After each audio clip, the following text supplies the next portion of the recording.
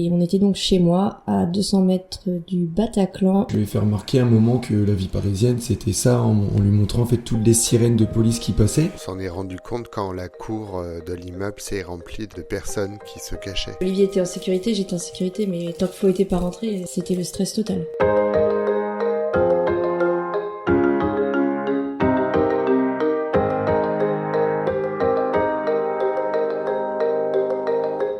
Hier, c'était les 10 ans du 13 novembre 2015, une nuit qui a marqué Paris et la France entière. Ce soir-là, plusieurs attaques coordonnées ont frappé la capitale et Saint-Denis. Des explosions près du Stade de France, des fusillades sur des terrasses de café et l'attaque du Bataclan. Le bilan est lourd. 130 morts, plus de 400 blessés. C'est l'un des attentats les plus meurtriers de l'histoire du pays. Parmi les milliers de personnes présentes ce soir-là, il y avait une fratrie. Florian, Olivier et Tiffaine. Florian était en terrasse.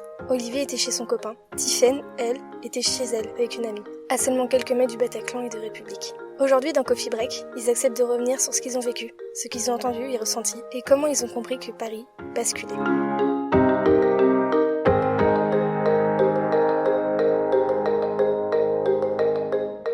Bonjour et bienvenue dans ce nouvel épisode de Coffee Break. Aujourd'hui, pour les 10 ans des attentats du 13 novembre 2015, on a 3 Parisiens, une famille qui est ici présente. Bonjour. Bonjour. Donc on a Tiffaine, on a Olivier et on a Florian. Avant de commencer ce podcast, je vous sers quelque chose à boire ? Vous êtes plus team café, chocolat ? Je veux bien un petit chocolat. Un café s'il te plaît. Moi un chocolat et un café. Très bien. Et bien on peut commencer cet épisode. Pour commencer, est-ce que vous pouvez vous présenter chacun en quelques mots ? Bonjour, moi je m'appelle Olivier, j'ai 45 ans. Bonjour, moi c'est Tiffaine, donc sa petite sœur, et j'ai 40 ans. Bonjour, moi c'est Florian et j'ai 31 ans. À quoi ressemblait votre vie avant 2015 ? Donc moi à l'époque je travaillais en parfumerie, à Paris, à Opéra très exactement. Dans mes souvenirs il n'y avait rien à signaler en particulier à l'époque. Moi aussi, je travaillais à Opéra, j'ai été comptable dans une boîte immobilière. Quand je sortais, je prenais les transports sans me poser de questions, juste de faire attention, mais pas sur ce qui arrivait par la suite. Enfin, il n'y avait pas de peur particulière. Je suis toujours sur Paris, je travaille dans l'événementiel un peu partout dans Paris. L'ambiance à l'époque, tout se passait bien, il n'y avait rien de particulier. À part les attentats de Charlie Hebdo, c'était passé quelques mois auparavant, on ne se doutait pas de ce qui allait arriver. Est-ce que vous avez déjà eu peur, même avant les attentats de Charlie Hebdo du coup, qu'il y ait un attentat un jour ? À l'époque, ça faisait une vingtaine d'années que j'habitais à Paris et j'ai jamais eu peur des attentats parce que j'ai pas connu les attentats de Saint-Michel ou de la rue des Rosiers. J'ai jamais vécu d'attentats dans Paris.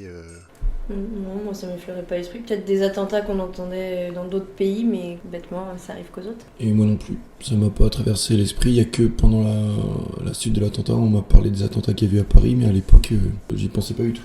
Quel était votre rapport à la ville, au lieu public et à la foule avant ? De nature, ça me faisait pas du tout peur, ou même je réfléchissais pas à ça. D'être dans un lieu où il y avait du monde, justement, moi j'avais un côté rassurant plus que dans les lieux où il y a personne. Moi j'aime pas la foule, mais par contre à Paris, la vie c'était normal. Paris c'était touristique, c'était vivant, il y avait la fête, il y avait le monde, il y avait tous les quartiers, il y a quelque chose à voir, donc qu'il y ait du monde, non, c'était normal. Et moi, j'ai jamais aimé être dans le métro aux heures de pointe, mais je pense comme la plupart des gens. Non, je me suis jamais senti oppressé, mais parce que j'ai tendance à éviter les grands rassemblements ou les grands mouvements de foule. Non, j'avais pas de soucis avec ça. Du coup, on va rentrer plus dans le vif du sujet. Le jour des attentats, où étiez-vous le soir du 13 novembre 2015 ?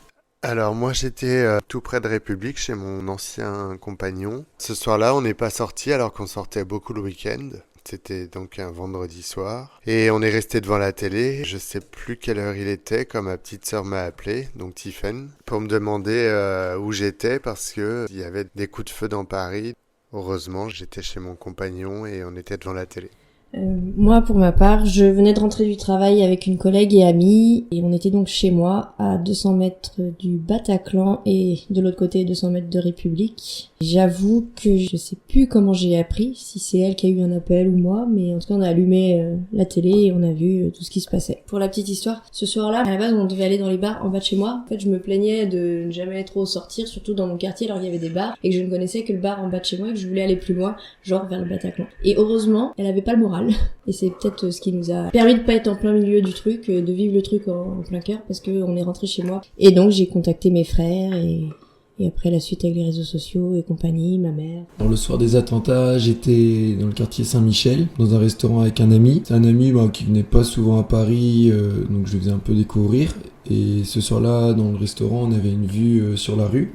Et je lui ai fait remarquer un moment que la vie parisienne, c'était ça, en lui montrant en fait toutes les sirènes de police qui passaient. Il disait, tu vois, c'est tout le temps comme ça à Paris, sans réaliser ce qui se passait réellement. On avait commencé à prendre la commande des plats. Au moment où j'ai reçu plein de messages me demandant où j'étais, ce que je faisais, j'expliquais banalement que j'étais au restaurant. Et c'est là où j'ai appris en fait qu'il y avait eu un attentat. J'arrivais pas du tout à situer où c'était dans Paris, donc que ce soit à côté ou pas. C'est bête de dire ça, mais vu que je venais de commander le plat et que je voulais pas être embêtant dans le restaurant, on attendait malgré que tout le monde nous envoyait des messages en disant cachez-vous, restez pas là, faites vite. Nos plats sont arrivés, donc on a mangé en hâte parce que du coup, soit moi ou mon ami, on recevait beaucoup de messages de gens qui nous expliquaient qu'il y avait un attentat dans Paris. Du coup, j'ai fait le rapprochement avec toutes les sirènes de police qu'on avait vues défiler tout au long de la soirée. On est parti et en fait, au moment où on est parti, on nous expliquait qu'il fallait éviter de prendre les métros au cas où s'il y avait d'autres attentats dans Paris. On a voulu prendre des taxis ou des Uber, c'était saturé, donc on a dû rentrer à pied de Saint-Michel jusqu'à Glacière, c'est près de Place d'Italie, et on a mis 30-40 minutes, mais en se dépêchant, sans vraiment réaliser l'ampleur de l'attentat et des soucis qu'il y avait. Comment vous avez été informé et comment vous avez compris ce qui se passait? Du coup, Florian, tu disais que c'était avec des messages. Moi, c'était quand j'étais au restaurant où j'ai eu mon portable qui vibrait tout le temps, que ce soit sur les réseaux sociaux, c'était Facebook qui envoyait des alertes, des messages de mes proches, ma sœur qui a essayé de me joindre, ma mère et mon frère aussi. J'ai été informé par ma sœur par téléphone qu'il y avait des attentats. Après, c'est un peu flou, je me souviens pas avoir mis la télé. On était déjà dans un appartement, on s'est barricadé, on a fermé à clé, on savait pas ce qui se passait. On s'en est rendu compte quand la cour de l'immeuble s'est remplie de personnes qui se cachaient. Ça courait dans tous les sens et surtout, on ne savait pas où ça se passait dans Paris. J'ai aussi appelé mon frère plusieurs fois, je lui ai dit de rentrer le plus vite possible. Parce qu'il y avait des rumeurs comme quoi ça tirait aussi sur Châtelet, dans les lieux touristiques, quoi. Donc quand il m'a dit qu'il était à Saint-Michel, je l'ai même imploré de rentrer le plus vite possible, en courant même s'il le fallait, et de surtout pas prendre le métro. Ouais, je me souviens de ça aussi, j'ai un peu imploré Florian. En fait, sur le coup, il réalisait pas, donc je finis de manger et j'y vais. Non, tu pars. Et tu prends un taxi. Après, il nous dit, il y a pas de taxi, je vais rentrer à pied. Non, tu vas pas dans la rue. La panique totale. Olivier était en sécurité, j'étais en sécurité, mais tant que Flo était pas rentré, c'était le stress total. Et toi, du coup, comment t'as compris? Alors moi, il y a beaucoup de choses qui sont floues ce soir-là. Pourtant, on n'était pas au cœur de l'action, on le vivait pas. Et j'ai pas mal de trous noirs de ce soir-là, donc je ne sais plus qui c'est moi ou mon ami qui a eu un premier appel, si on l'a su par la télé, si on l'a su par un message. Je sais juste que j'ai allumé les infos à un moment. Mon amie qui était présente a entendu les coups de feu du Bataclan. Mais je n'ai aucun souvenir de ça. Je n'ai rien entendu, on était à 200 mètres, vu l'assaut qu'il y a eu, il y a forcément eu des coups de feu, on le sait tous, mais moi rien, pas un bruit, rien. Et quelles étaient vos réactions dans tout ça, et les réactions de vos proches? Parce que vous êtes tous les trois sur Paris, mais votre famille n'est pas sur Paris. Comme vous dites, il y a votre mère qui vous a appelé, il y a votre sœur. Comment ça s'est un peu passé? On a notre mère qui nous a tous appelés à tour de rôle, ça c'est sûr. Notre sœur aussi, je pense. Et après, c'était beaucoup de messages textos ou sur Facebook, puisque Facebook était très en vogue. Je revois dans les souvenirs des Facebook, là j'ai revu il y a pas longtemps, le 13 novembre 2024. Ça communiquait de fou pour savoir si tout le monde était bien en sécurité, que ce soit les frères, que ce soit la famille, parce qu'on a aussi quand même une partie de famille de Paris, région parisienne. Il y avait des échanges pour savoir si tout le monde était bien en sécurité et de partout. J'ai appelé ma mère, elle était pas du tout au courant, donc j'ai essayé de la rassurer. Je sais plus si Florian était déjà rentré chez lui ou s'il était dehors. J'ai voulu l'appeler pour la rassurer et j'espère que je l'ai pas inquiété plus. Alors, moi je pense que c'est ma forme pour me protéger quand on peut être paniqué ou stressé. Je réalisais pas vraiment ce qui se passait. Et après, je pense que c'est une forme de protection où en fait, je vais pas prendre ça à la légère. J'y arrivais pas à y croire. Je pense que c'est plus les messages de mes frères et sœurs ou ma famille, mes proches, qui pouvaient me stresser parce qu'ils me communiquaient leur stress forcément. Et puis, je pense que pour les gens qui sont pas avec nous, peuvent paniquer et stresser. Par exemple, ma mère, elle est en Bretagne et ses 3 enfants sont sur Paris au moment des faits. Et je pense que elle stressait de se dire que en fait, si l'attentat était à côté de l'un de nous, qu'elle allait nous perdre ou quoi que ce soit. Donc, mais moi sur le coup, j'ai même fini de manger à la hâte Et on est parti à pied 30-40 minutes en se dépêchant bien sûr, et je pense que c'était le moment où on était dans la rue, en voyant par exemple toutes les voitures passer ou les voitures de policiers etc. passer, où ça pouvait faire un stress. C'était l'atmosphère qui était stressante. Comment se sont passés les jours suivants? Alors par contre ça, moi j'en garde un souvenir, impressionnant, c'est parce que j'ai l'impression que pendant 2-3 jours à Paris, une atmosphère hyper calme, je sais pas comment dire, mais par exemple, j'ai entendu même des interviews à la radio, choses comme ça, où on va dire à Paris, normalement tout le monde klaxonne, c'est tout le temps le boucan et tout. Et là, j'ai l'impression que pendant 2-3 jours à Paris, il n'y avait plus de gens qui se klaxonnaient dessus. La première chose, c'est que j'ai culpabilisé un peu de pas avoir fait monter les gens cachés dans la cour, parce que on pouvait tout imaginer, qu'ils soient suivis, qu'on leur tire dessus, tout ça. On s'est vraiment caché dans l'appartement de manière un peu égoïste. Le soir des attentats, après coup, on a su que certains amis à nous étaient restés coincés dans des restaurants, qui avaient fermé le rideau, qui s'étaient cachés dans des caves, dans des cours. Je travaillais donc le lendemain, j'ai eu très peur de sortir. Au lieu de prendre les transports en commun, j'ai commandé un Uber. Et puis j'ai vraiment attendu que le Uber soit devant la porte de l'immeuble pour sortir de la cour et rentrer le plus rapidement possible dans la voiture. Moi, j'étais complètement choqué de ce qui s'était passé. Et surtout, on avait peur que ça recommence, qu'il y ait d'autres personnes armées dans Paris. Moi, en tout cas, personnellement, j'avais très peur. Moi, pour ma part, j'avais peur aussi. Effectivement, comme Flo, l'atmosphère était bizarre dans Paris. C'était calme. En plus, moi, j'habitais à la République, donc là où il y a des grands rassemblements, des manifs, des choses comme ça. Je sais que le lendemain, c'était mon anniversaire. Que pareil, comme Olivier, j'étais incapable d'aller dans les transports en commun ou autre. Et on a quand même tenu à se rassembler parce qu'on avait quand même la chance d'être là. J'ai dû aller à pied ou en Uber, j'avoue que je sais plus, mais pas les transports. Je suis allée chez Olivier et son ami. Je crois que Florian, tu nous as rejoints aussi. Et on a passé cette soirée-là ensemble, dans une atmosphère soulagée d'être ensemble. Pas festive dans tous les cas. Moi, j'avais tous ces messages d'anniversaire qui me paraissaient aberrants. Et en même temps, j'avais la chance qu'on puisse me le souhaiter. J'avais la chance que mes amis me le souhaitent parce qu'ils étaient là vivants. Donc voilà, c'était une journée très bizarre, très particulière. Et aussi les soirées qui ont suivi, on revoyait des amis qui nous disaient moi j'ai perdu un tel, ou moi je connaissais, ou ma collègue connaissait. Est-ce que vous avez perdu quelqu'un que vous connaissiez? Pour ma part, non. Personnellement, non. Moi non plus, j'ai perdu personne, mais comme le dit Tiffaine, on connaît tous quelqu'un qui a été touché de près ou de loin par les attentats, qui connaissait quelqu'un qui malheureusement avait disparu sous les balles ou dans les explosions. Florian, tu parlais de la radio tout à l'heure. Est-ce que vous avez cherché à comprendre ce qui s'était passé, à vous informer davantage? Alors chercher pas forcément, mais de toute façon, vu l'ampleur de la chose, on était forcément aux infos, il y avait que ça qui passait, sur les réseaux sociaux, il y avait que ça qui passait. Par exemple, moi je me rappelle aussi d'une chose qui était passée dans mon fil d'actualité, c'était justement l'attentat au Bataclan. Il y a une vidéo qui était hyper marquante où en fait on voyait les gens qui s'échappaient du Bataclan par les portes de sortie, par les fenêtres. Moi je me rappelle d'une vidéo où tu voyais quelqu'un qui était suspendu à la fenêtre. Je pense que même si on voulait pas chercher d'infos, on les avait tous les jours dans nos fils d'actualité et dans les informations. Donc il y a des choses qui marquent. Pas pareil que Florian. Après, c'était pas chercher à comprendre. Je pense que c'est incompréhensible. Mais oui, de voir ce qui s'était passé, les faits, parce que tout le monde en parle, il faut voir le vrai du faux, tout ça. Effectivement, il y avait sur les réseaux sociaux les images du Bataclan, des choses comme ça. Toutes ces familles endeuillées, toutes ces victimes. Moi, je suis marquée par les 2 sœurs qui étaient à Paris.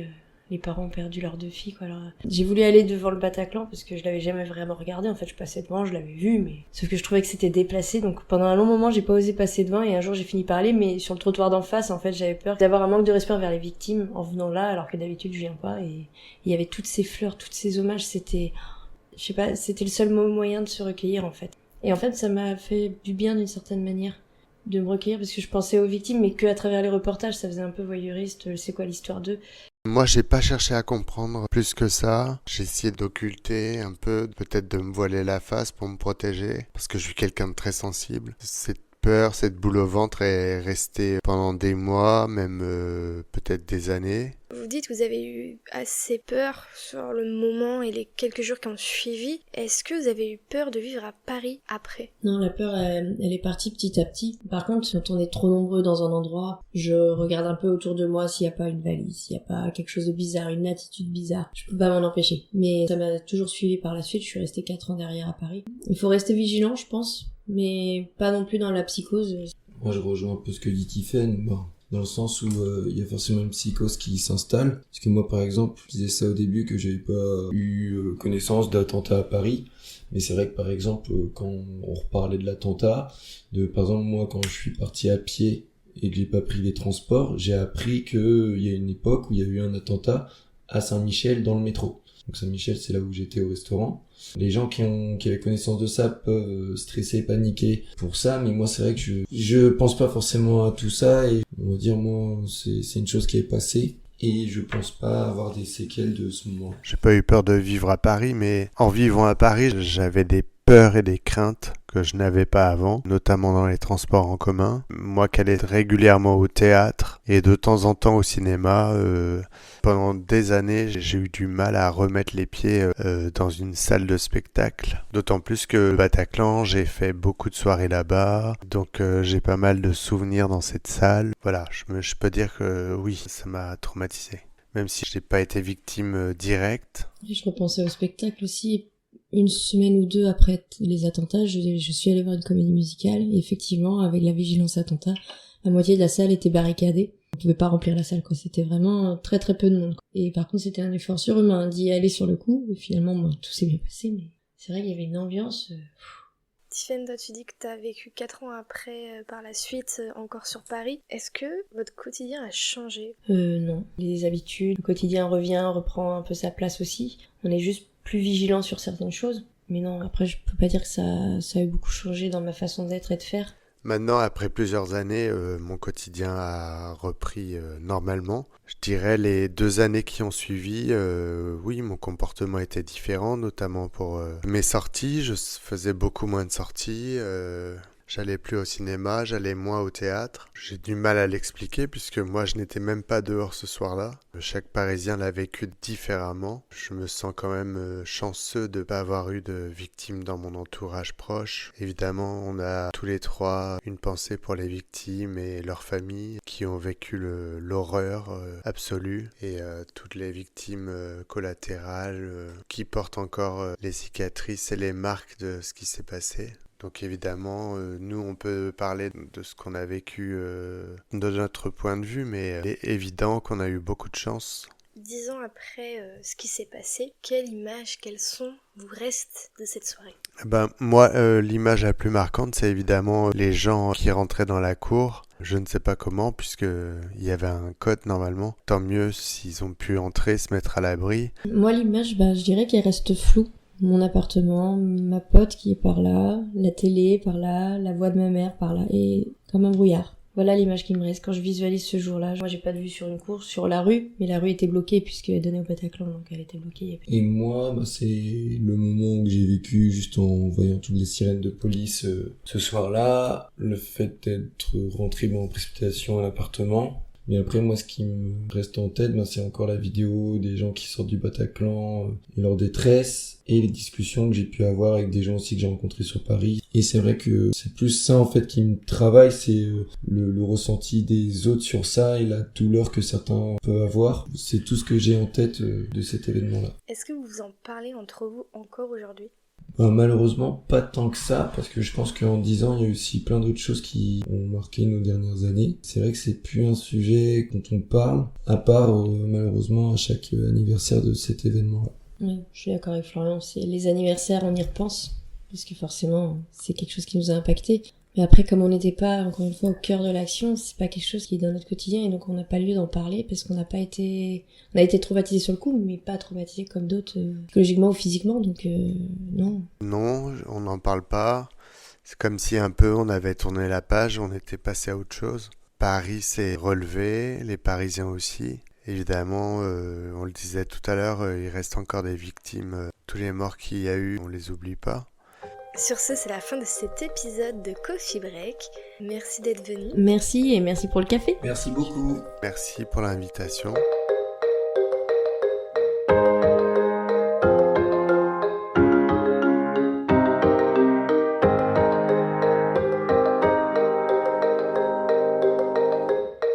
Et voilà, c'est déjà la fin de cet épisode de Coffee Break. Merci d'avoir partagé cette pause avec nous. Si ça t'a plu, n'oublie pas de t'abonner, de laisser un petit avis et de partager autour de toi. On se retrouve très vite pour un nouvel épisode, toujours sans filtre et sans prise de tête.